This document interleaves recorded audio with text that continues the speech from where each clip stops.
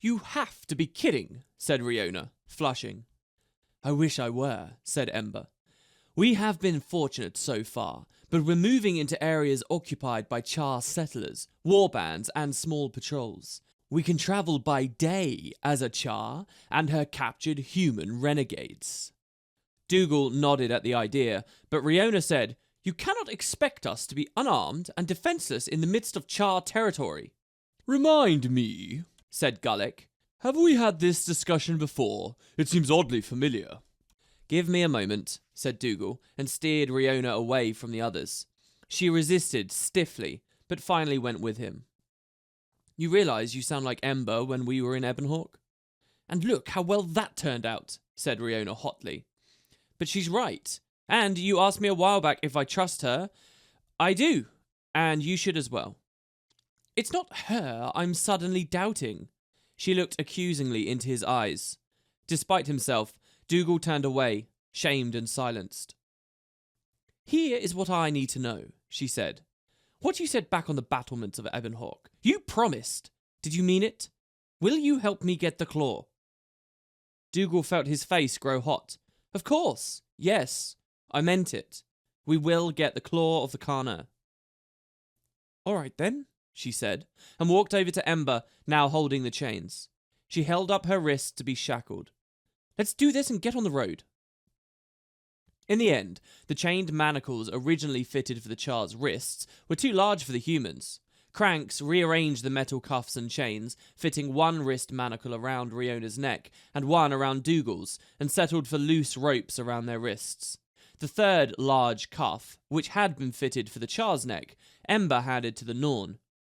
You are their keeper, said Ember.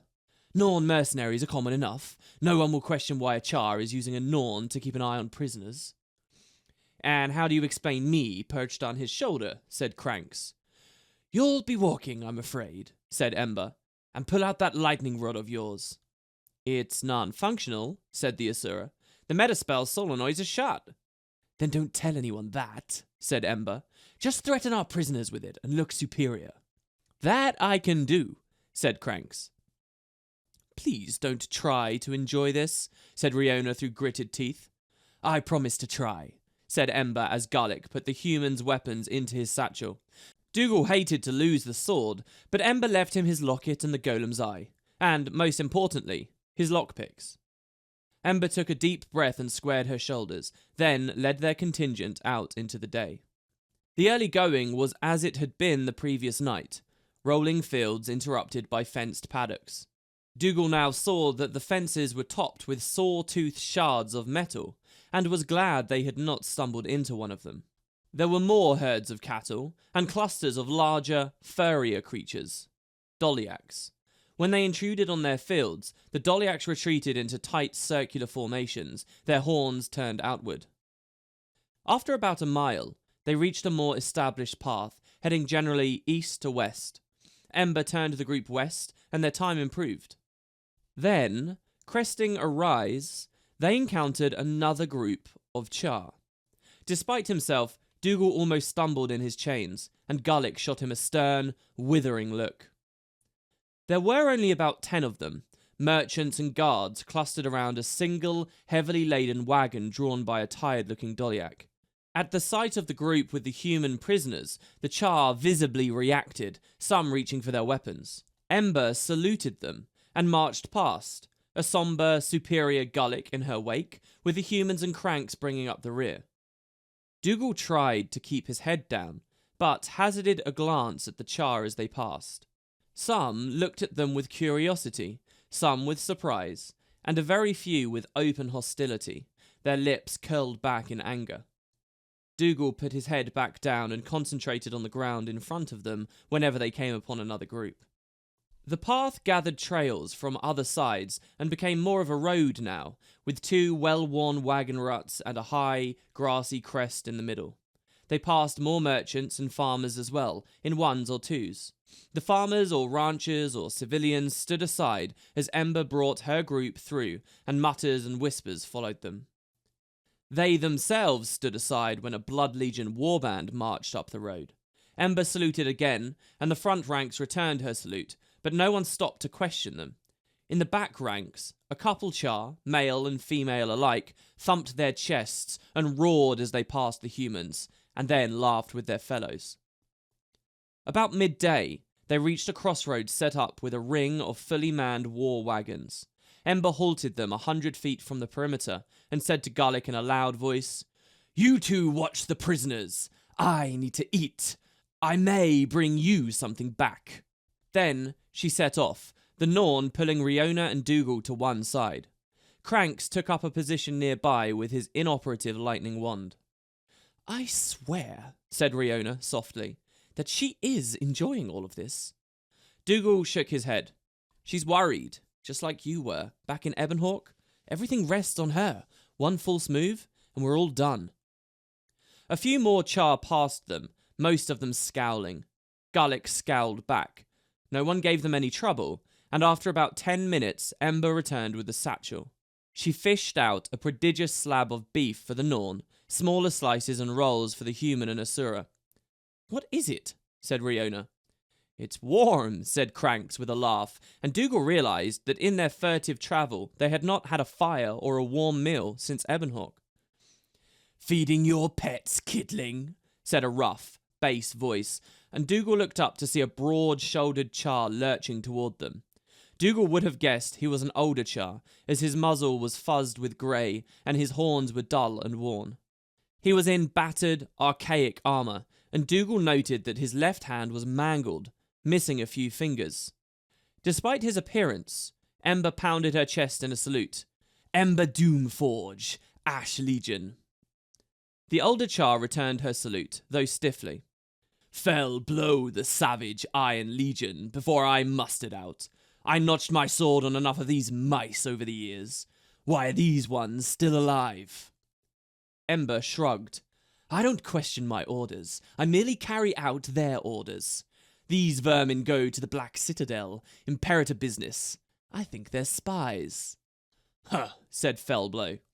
"You need them both alive?" Dougal's heart dropped into his boots.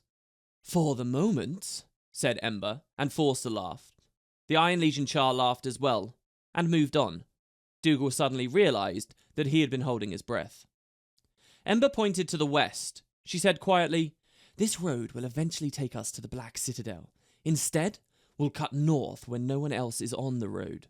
The Lawclaws are north of us, and beyond them, the Ascalon Basin. Beyond that is the city." Garlic and Cranks nodded. Dougal looked at Riona, and her eyes were alive with a terrible fury.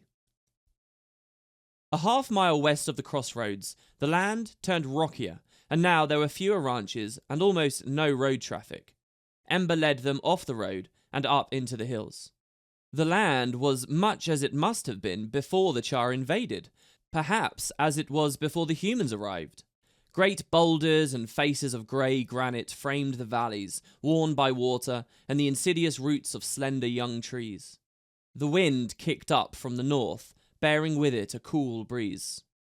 "It should be easier for a while," said Ember, "at least until we reach the basin itself." "Then you should let us out of these," said Riona, pulling at the neck shackle. It was leaving a red welt on her flesh. "Not yet." Ember looked at the humans. "I only said easier. These lands are not without peril. There are bandits in these hills, some human, some char, some other races, and there are patrols here.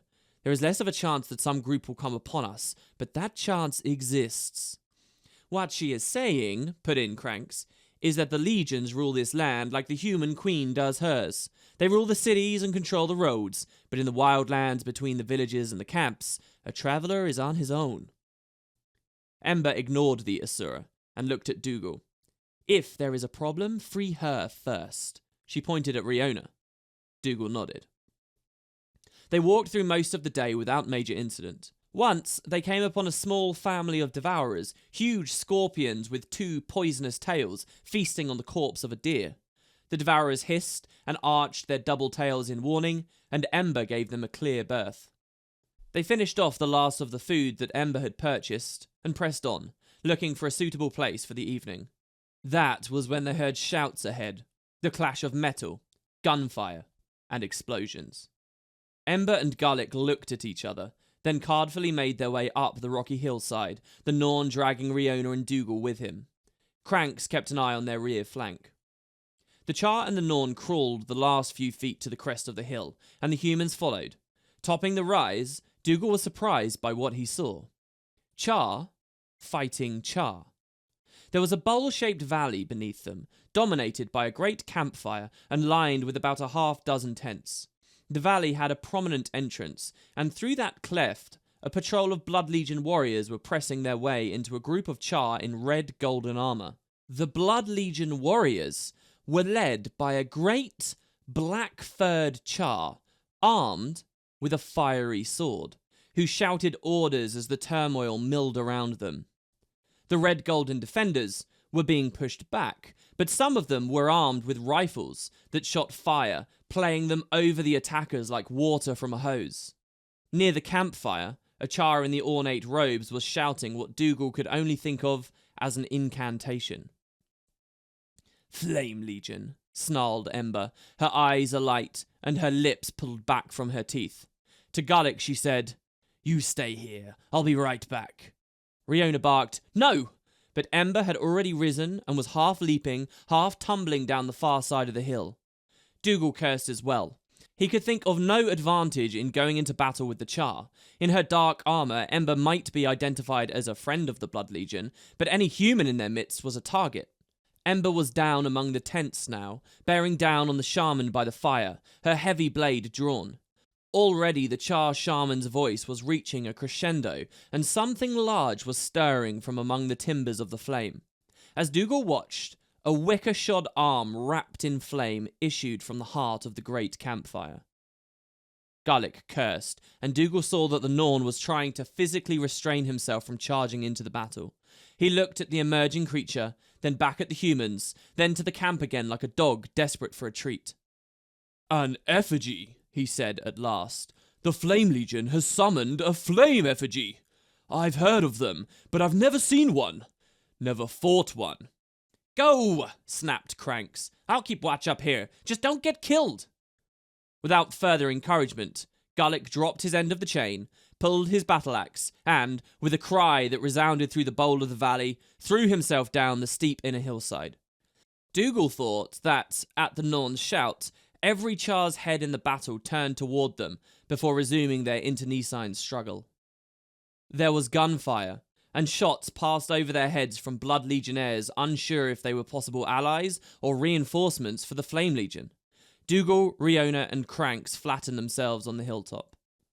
"Spring the lock," said Riona, pointing to her neck. Dougal looked down at the battlefield. Ember had reached the Flame Legion shaman and in a single blow cut him down. He crumpled like a set of empty ropes, but his enchantment had succeeded.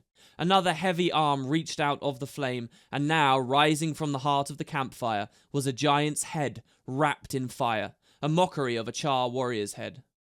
Gullick was making for it, fearful someone would reach it first and deny him his fair slaughter of the creature.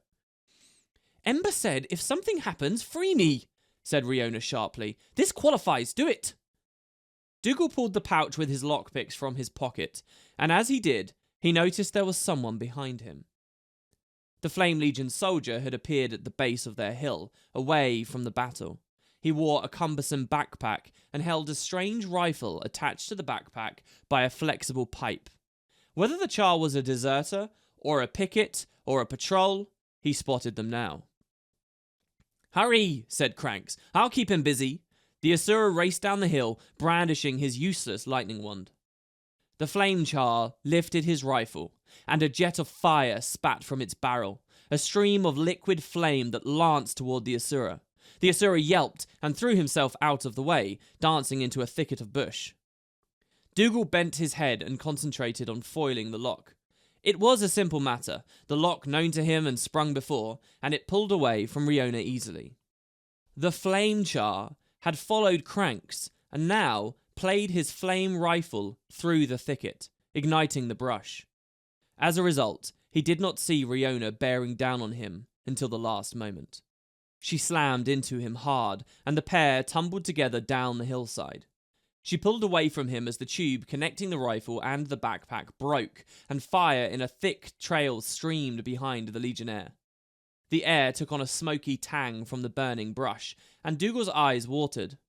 At the bottom of the hill, the Char struggled loose from his backpack, which apparently carried the rifle's fuel, his fur smoking. Before him, slightly uphill, Riona faced him. She was armed with a rock she had picked up. For a moment the two locked eyes. Then the Char did something Dougal did not expect. He bolted, turned and ran from a stone-wielding human. Riona let out a cry and chased after him. Dougal shouted as well and started down the hill, gathering up the lengths of chain to use as a weapon. Halfway down, he heard some urgent coughing, and Crank stumbled out of the scalded brush. His bare arms were blistered, and his wide eyes rheumy from the smoke. "You're alive," said Dougal, and realised how happy he was. "Only for the moment," said the Asura. "Get me to my pack." Dougal looked at where Riona had disappeared, then back up the hill to where the pack still lay. He half walked, half carried the Asura back up the hill, where he dug through his pack filled with waxed paper wrappings, finally producing a reddish filter. He drank it down without further comment, and then spent a long moment spewing up black powder. The flesh on his bare limbs crusted and fell away, revealing new flesh, a lighter shade of grey, beneath. Dougal looked down into the valley. The Flame Legion troops were breaking, and the Blood Legionnaires were upon them, cutting them down in ones and twos. More importantly, Ember and Gullick had engaged the effigy, the Char dancing forward and lancing the creature with the tip of her sword, enraging it, while the Norn hacked at its burning legs with the zeal of a crazed lumberjack. As Dougal watched, the huge creature swayed, then fell backward in a flurry of burning wicker and sparks. Dougal turned back toward where Riona had disappeared, but Cranks grabbed the chain. "No," said the Asura. "She'll be back, I hope." Dougal had to nod. Already the battle had abated to the point that members of the Blood Legion were pointing up at them on the hillside, and about a half-dozen members of the victorious Legion were hustling up to collect them. Dougal had time to stow his picks and stand there docilely while Cranks, conspicuously holding the other end of the chain, tried to look both in charge and non-threatening. The Char Patrol gathered up their gear and pushed Dougal down the slope to the rest of the troops ahead of them. Ember was already arguing with some officer when they arrived. "These are my prisoners," said Ember. "I demand you release them to me at once." "We appreciate your help, Doomforge," replied the officer, another female Char with tawny fur, "but I cannot allow you to pass without knowing your business." "I am on the business of Malice Swordshadow, the Ash Legion Imperator," said Ember, snarling. "I cannot and will not tell you the nature of my mission." "Nor should you," came a deep, resonant voice from the perimeter of the discussion. "I will be dining with Swordshadow at the end of the week, and I shall take the opportunity to ask the Imperator about it." The soldiers parted to reveal the commanding Char, the one with coal-black fur and hard, angry eyes. His fiery blade was now sheathed. Dougal could tell by his ease and swagger that he was the top cat in this army. What surprised Dougal most of all was the way that Ember immediately stiffened with the arrival of the newcomer, coming fully to attention and executing a perfect salute. She was more intimidated by this Char commander than she was by even Almora Soulkeeper. "Ember Doomforge, Ash Legion, detach, sir," she barked. "At ease, soldier," said the dark-furred Char. Ember did not relax a single hair. "These are yours?" "Yes, sir," said Ember. "I am taking these prisoners in for questioning. They were found near the Dragonbrand." The dark-furred Char grunted. "You said prisoners. Plural. I think you're missing one or more of them." Ember wheeled, and for the first time realised that Riona wasn't there. A look of shock and fear spread across her face. "Where is she?" she hissed at Cranks. The Asura stammered for a moment, then managed, "We were assaulted by a flame rifleman. We drove him away, but in the confusion the female human escaped. I express my deepest apology and will offer a refund." "Just wonderful," muttered the dark-furred commander. Louder he shouted, "We have a mouse loose! I want it caught, now! Get trackers on it, starting up on the hill!" "Sir?" said Ember, and Dougal could almost sense the fear on her. I need the prisoner alive and unharmed. The commander grunted again and bellowed, I want the mouse alive and unharmed. Any of you bring her back in pieces, and I will have your guts for garters. Am I clear? There was a sharp expression of agreement, and the milling char broke into teams. Some gathered the deceased Blood Legion char by the campfire for burning. Others laid out the dead Flame Legionnaires for crows and vultures. Meanwhile, a large contingent headed up the hill. You will accompany us, said the commander. We will talk later. Sir, yes, sir, said Ember, who saluted again as the commander turned and marched over to where the other char were emptying the contents of the Flame Legion tents. Ember did not relax as much as fall in on herself. A picket of other Blood Legion formed up around them. Gullick took the chain from Cranks, and Ember made a show of checking Dougal's neck manacle. What happened? Said the char, fussing with the still locked cuff. We were ambushed, like Cranks said, whispered Dougal. The rifleman would have fried him, but I freed Riona and she tackled him. The rifleman lit out, and Riona chased after him. Idiot, said Ember, and Dougal was unsure if she was talking about Cranks, Dougal, Riona, or herself. Then she added, Keep your mouth shut and pray to your foolish gods. What's wrong? Dougal managed. I may have taken you from the skillet into the flames, said Ember. A regular char commander I could bluster my way past, but this... What? The commanding officer, said Ember. He is Tribune Ritlock Brimstone, hero of my people. If he chooses to take you off my hands, there is nothing I can do to stop him.